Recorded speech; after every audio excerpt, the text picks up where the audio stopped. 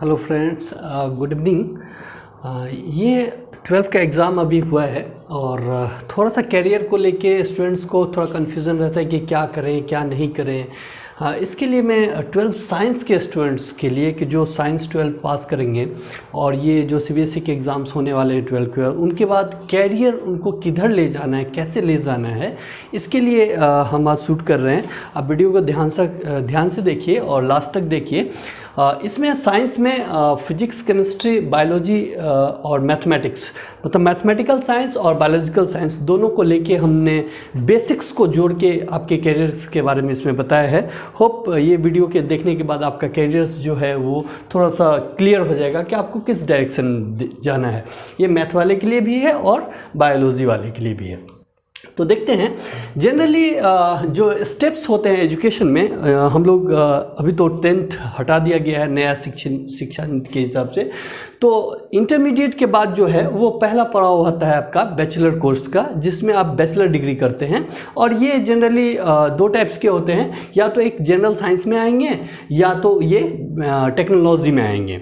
तो एक को बीएससी बोलते हैं, बैचलर ऑफ साइंस, दूसरे को बैचलर ऑफ टेक्नोलॉजी बोलते हैं। उसी तरह से मास्टर्स भी दो कोर्स में होते हैं, एक मास्टर्स इन साइंस होता है और एक एमटेक होता है। एमटेक जो है वो मतलब मास्टर्स इन टेक्नोलॉजी है।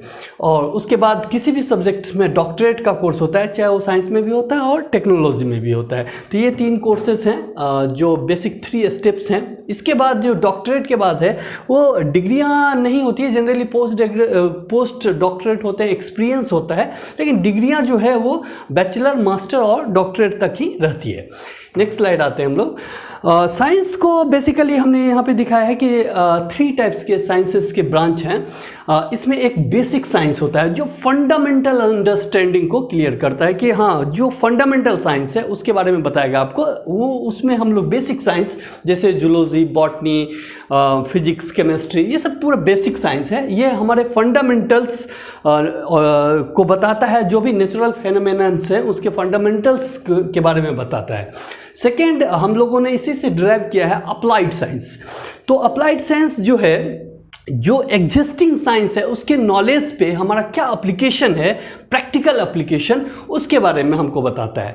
तो अभी अप्लाइड साइंस में भी डिग्रियां होने लगी है, जैसे अप्लाइड जूलॉजी, लाइक जेनेटिक्स। आप बैचलर करेंगे तो जेनेटिक इंजीनियरिंग में बैचलर होगा। तो इस टाइप के साइंस में जैसे पॉलीमर से आप मास्टर्स कर सकते हैं या बैचलर कर सकते हैं। तो ये सब अप्लाइड साइंस में है, केमिस्ट्री का अप्लाइड फॉर्म है। एक हमारा टेक्नोलॉजी है। तो टेक्नोलॉजी में जनरली हम लोग जो प्रोडक्शन करते हैं, ये ह्यूमन बीइंग के लाइफ को एडवांस करने के लिए जो प्रोडक्टिविटी हम कैसे बढ़ाएं, तो साइंस और टेक्नोलॉजी को जोड़ के हम लोग इस टेक्नोलॉजी फील्ड में आते हैं, जिसमें basics to advance and production सब कुछ मिला हुआ है।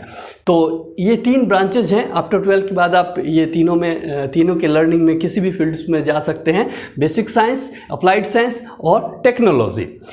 नेक्स्ट हम लोग देखते हैं कि जो ये ईयर है वो बेसिक्स और टेक्नोलॉजी में कैसे कैसे डिवाइड हुआ है। तो अगर आप बैचलर ऑफ साइंस करना चाहते हैं, जैसे बीएससी करना चाहते हैं, चाहे फिजिक्स में हो, केमिस्ट्री में हो, बॉटनी में हो, जूलॉजी में हो, मैथमेटिक्स में हो, तो ये अराउंड 3 इयर्स का कोर्स है, इसमें आप बीएससी कर सकते हैं।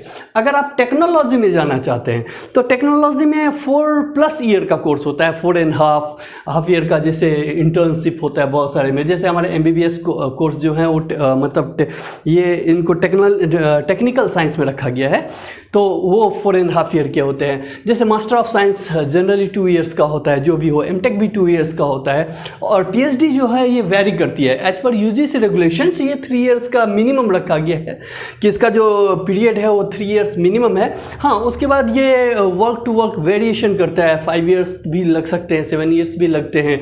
ये मतलब रिसर्च वर्क पे डिपेंड करता है, कंडीशन पे। लेकिन 7 इयर्स तक के बाद आपको पीएचडी सबमिट करना ही होगा, एनी हो, अदरवाइज ये कैंसिल हो सकती है। ये यूनिवर्सिटी के हिसाब से होता है।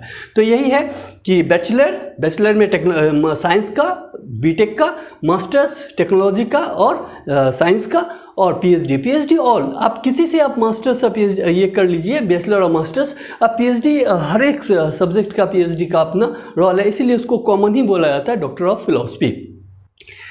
तो हम लोग फर्स्ट चलते हैं पीसीएमबी ग्रुप में। पीसीएमबी ग्रुप में हम लोग देखेंगे कि हाँ क्या क्या हमारे पास ऑप्शंस हैं। तो पीसीएमबी ग्रुप्स में हम पहले चलते हैं कि साइंस में, तो अगर हमको बीएससी करना होगा तो बीएससी के बाद एमएससी करना होता है, एमएससी के बाद आप पीएचडी कर सकते हैं। तो पीसीएमबी ग्रुप में आप बॉटनी, जूलॉजी, फिजिक्स, केमिस्ट्री से और मैथमेटिक्स से क्या कर सकते हैं, बीएससी कर सकते हैं। अगर आपको बीटेक करना है तो ये सब जैसे एडवांस टेक्नोलॉजी में आ गया, अप्लाइड साइंस में आप डेयरी टेक्नोलॉजी से बीटेक कर सकते हैं। अगर आपको एग्रीकल्चर में करना है तो एग्रीकल्चर में आप बीएससी भी कर सकते हैं और बीटेक भी कर सकते हैं। इसी तरह डेयरी टेक्नोलॉजी में आप बीएससी भी कर सकते हैं, लेकिन बीएससी कम होता है, कहीं कहीं पे है, बीटेक जनरली होता है इसमें। अगर आप मास्टर्स में जाएंगे तो ये सेम सब्जेक्ट में आपका मास्टर्स भी होगा इंक्लूडिंग मैथ। और ये अगर आप एमटेक करना चाहते हैं तो डेयरी टेक्नोलॉजी में भी एमटेक है, और इस डेयरी टेक्नोलॉजी में अगर आप बीएससी डेयरी टेक्नोलॉजी से किए हुए हैं तो आप सीधा एमबीए भी कर सकते हैं मास्टर्स लेवल में। मास्टर लेवल में यहाँ पे इस कोर्स के लिए 2 फॉर्म अवेलेबल है, आइदर आप डेयरी टेक्नोलॉजी से मास्टर्स कर लीजिए, एमएससी हो या एमटेक हो, या आप एमबीए भी कर सकते हैं। उसी तरह से बीएससी से अगर आप एग्रीकल्चर से करते हैं तो आप एमएससी जो है या एमटेक जो है वो डेयरी टेक्नोलॉजी में भी कर सकते हैं, एनिमल हस्बेंड्री में भी कर सकते हैं, एग्रीकल्चर में भी कर सकते हैं और एमबीए भी कर सकते हैं।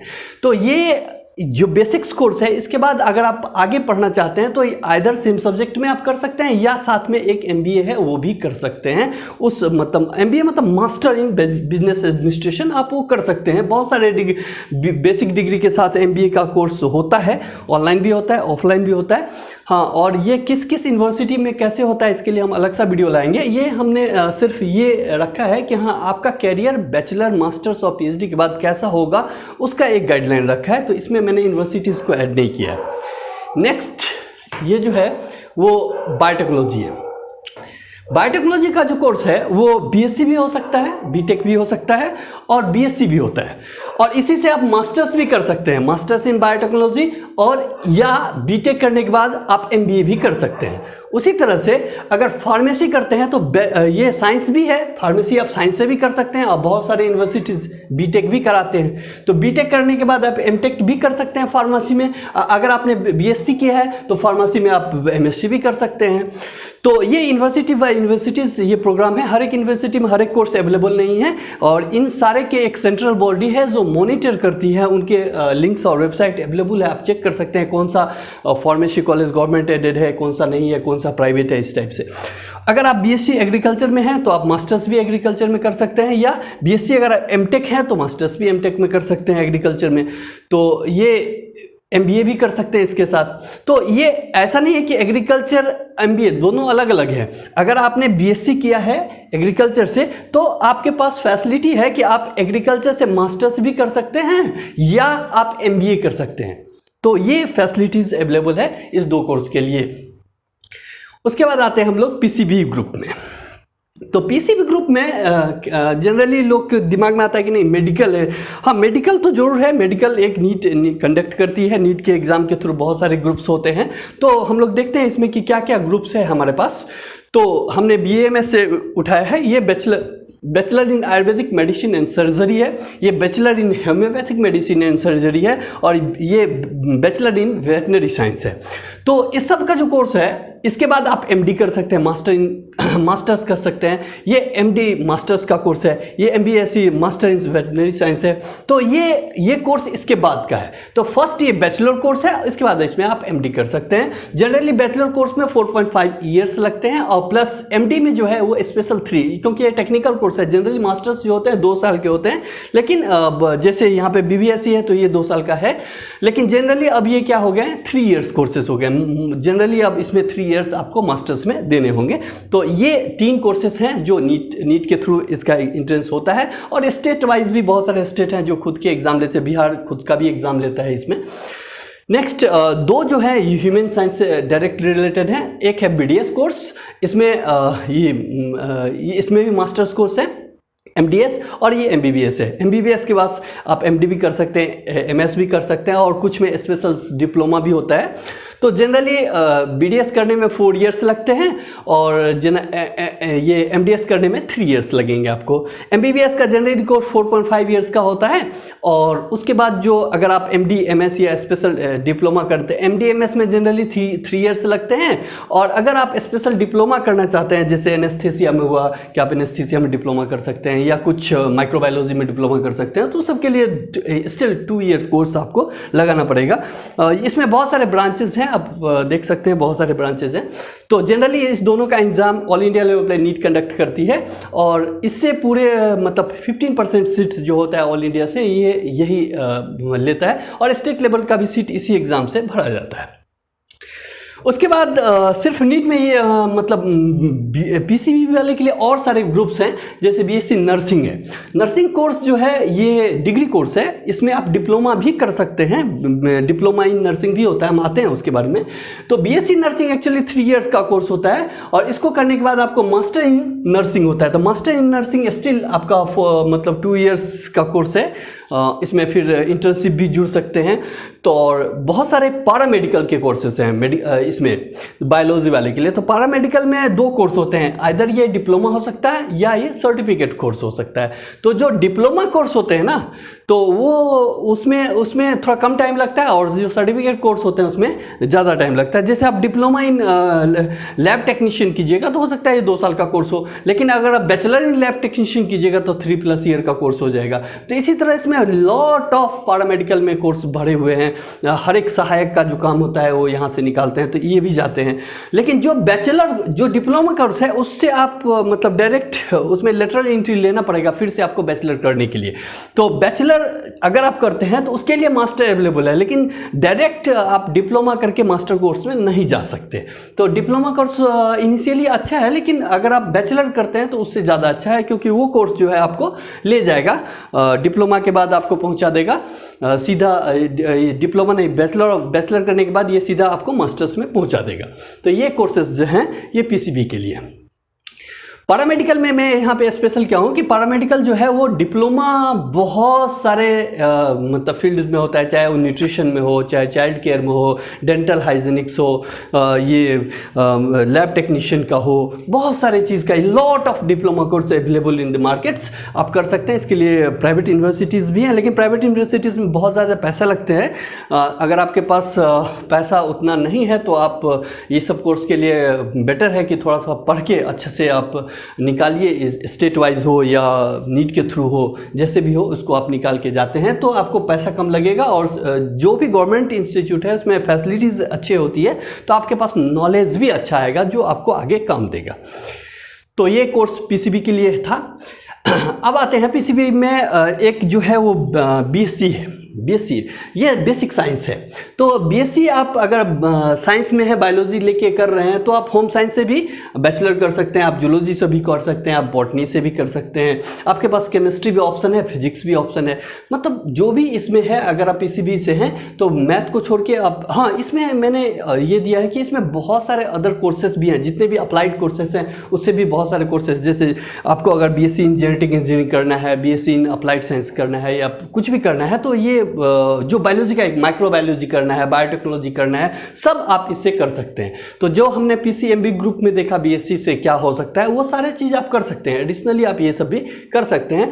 अब BSc करने के बाद आपको क्या करना है, मास्टर ऑफ साइंस। अगर मास्टर ऑफ साइंस की तरफ जाना चाहते हैं और उसके बाद लास्ट डिग्री है PhD। PhD के बाद कोई डिग्री नहीं होती। तो मास्टर ऑफ, हाँ यहाँ से फिर ब्रॉड जॉब का वेरिएशन है। आप कोई भी जॉब BSc के बाद आप दे सकते हैं, जैसे कि आप अगर IAS IPS देना चाहते हैं तो वो भी दे सकते हैं, कलर का जॉब है वो भी दे सकते हैं। तो और मास्टर्स के बाद एक और ऑप्शन खुलता है, आप असिस्टेंट प्रोफेसर के लिए आप नेट क्वालिफाई कर सकते हैं, गेट क्वालिफाई कर सकते हैं, स्लेट क्वालिफाई कर सकते हैं, बहुत सारे, या आप PhD अच्छे यूनिवर्सिटी से कर सकते हैं। तो एक लॉट ऑफ ब्रांच यहाँ से निकलता है आफ्टर BSc, तो वहाँ से आप चूज़ कर सकते हैं। यहाँ तक आते आते आफ्टर BSc आपके पास भी खुद बहुत सारा अनुभव होगा।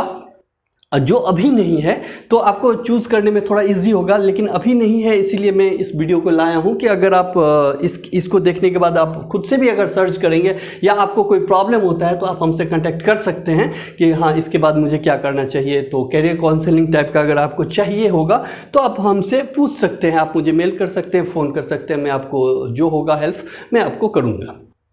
लेकिन मैं यही कहूँगा कि अच्छे से पढ़िए और कोई एग्ज़ाम्स को क्रैक करके जाइए। अगर आप कोई एग्ज़ाम्स क्रैक करके जाते हैं तो बशर्ते आपको बहुत अच्छी कॉलेज मिलेगी और आपके बहुत अच्छे माहौल होंगे, अच्छे अच्छे स्टूडेंट्स होंगे, आप पढ़ेंगे, आपकी क्वालिटी बहुत अच्छी होगी। अगर क्वालिटी अच्छी होगी तो प्रोडक्ट अच्छा आएगा। और पढ़ाई से भागना नहीं है, अभी आप एकदम दिमाग में रखिए कि हमको बहुत अच्छा से बहुत दूरी तक जाना है, क्योंकि आप सिर्फ अभी इंटरमीडिएट पास किए, आपके पास BSc है, MSc है, यहीं से फिर B.Ed के लिए भी अलग से रास्ता खुलता है कि अगर आप B.Ed करना चाहते हैं, टीचिंग लाइन में आना चाहते हैं तो यहाँ से भी आ सकते हैं। तो ओवरऑल है ये चीज़ कि आप पेशेंस लगा के अभी आपको बहुत लंबा सफ़र तय करना है। इवन MBBS तो फिर बैचलर कोर्स ही है, तो इसके लिए अच्छे से पढ़ना एक क्वालिटी है कि आप अच्छे से पढ़ेंगे तो आपका ही कुछ होगा, अदरवाइज बहुत मुश्किल है।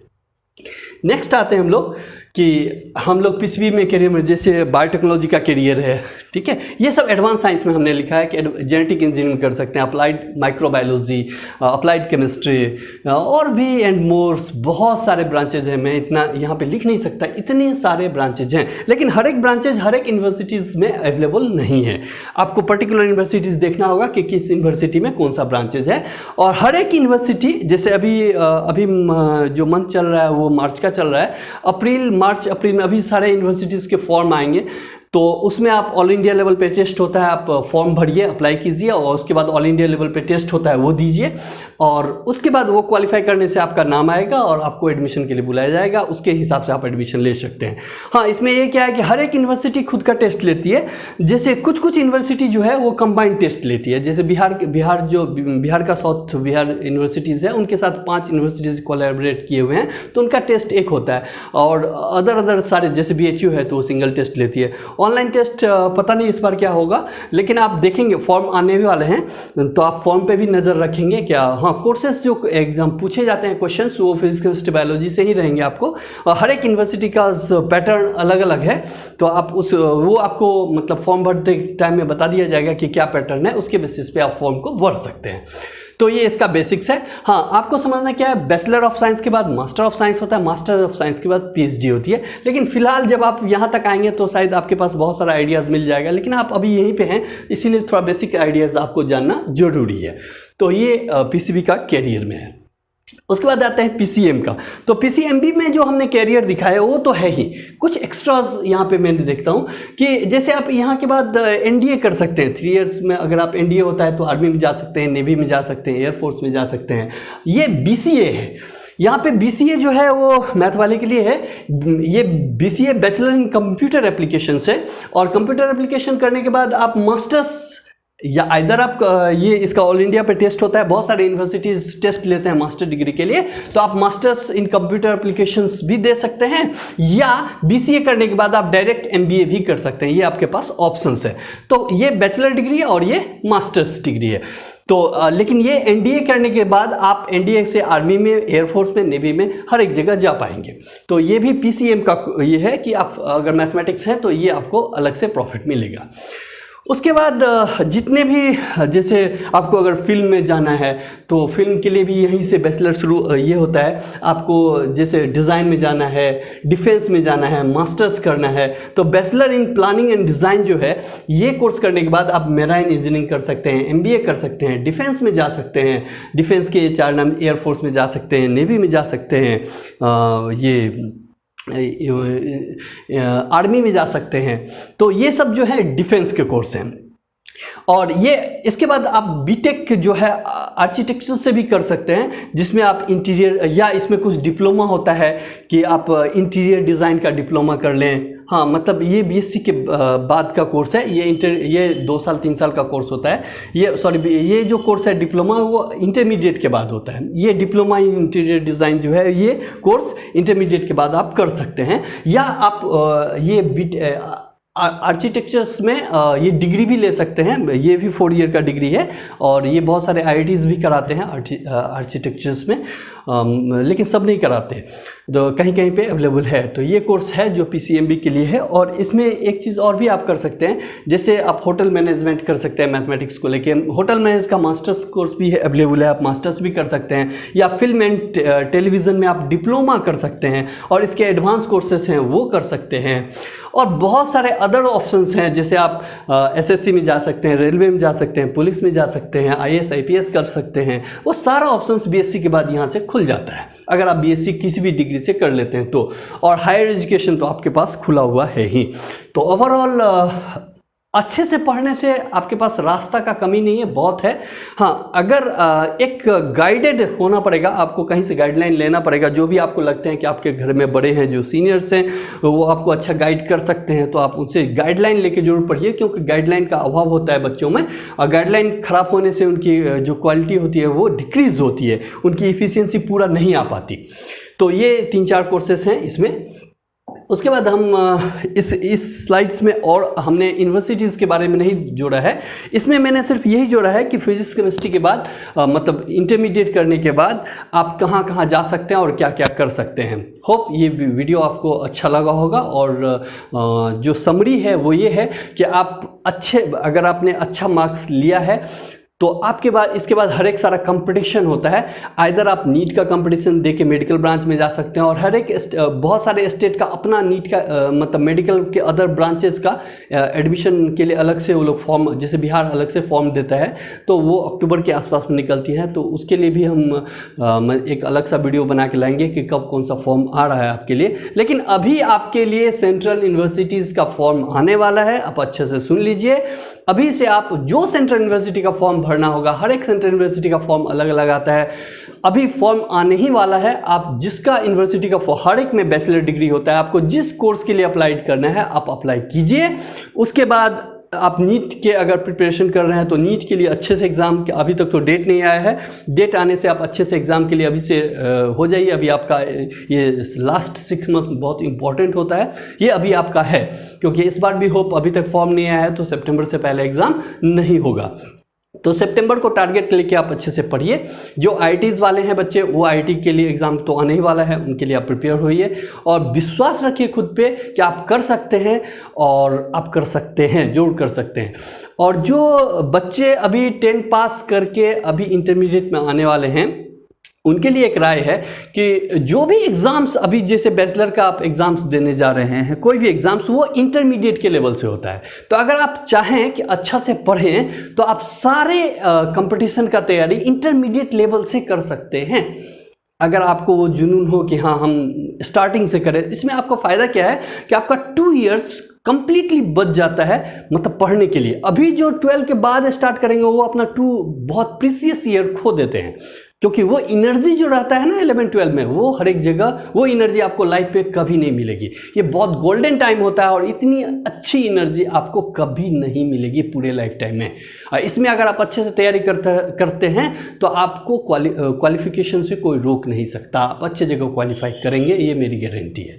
तो जिन बच्चों को बायोलॉजी के लिए, मैं बायोलॉजी का क्लास दरभंगा में ले रहा हूँ अभी, तो बायोलॉजी के लिए जो ऑफलाइन पढ़ना चाहते हैं या ऑनलाइन पढ़ना चाहते हैं, जो बाहर में भी हैं, जो मेडिकल टारगेटेड बच्चे हैं कि नहीं हमको सर फर्स्ट अटैम्प्ट में निकालना है, तो उस टाइप के बच्चे को मैं ज़रूर बोलूँगा कि आप कुछ दिन मेरे यहाँ के पढ़िए, देखिए कैसा लगता है आपको।